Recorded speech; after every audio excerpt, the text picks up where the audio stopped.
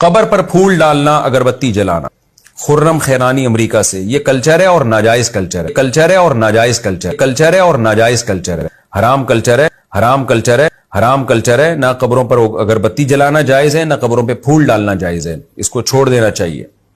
جمعرات کے دن 10 بجے ہم نے اپنے بچے کی قرآن خوانی، جس کو ختم شریف ہماری یہاں کے اس میں ماحول میں بولا جاتا ہے، تو جمعرات کو انشاءاللہ اس مسجد میں ہم اپنے بچے کے لیے قرآن خوانی اور دعا کا اہتمام کریں گے۔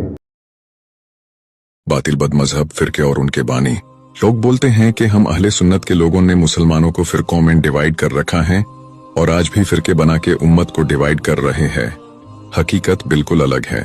وہ محمد ابن عبد الوہاب نجدی تھا جس نے 250 سال پہلے وہابسم فرقہ پیدا کیا۔ وہ رشید احمد گنگوہی تھا جس نے 1860s میں دیوبندی فرقہ پیدا کیا۔ وہ الیاس خان دہلوی تھا جس نے 1926 میں تبلیغی جماعت بنایا جو دیوبندی کا پروپیگیٹو برانچ ہے۔ وہ ابو العلا مودودی تھا جس نے 1942 میں جماعت اسلامی فرقہ پیدا کیا۔ وہ ادیپ یکسل تھا جس نے 1986 میں اہل قرآن فرقہ پیدا کیا۔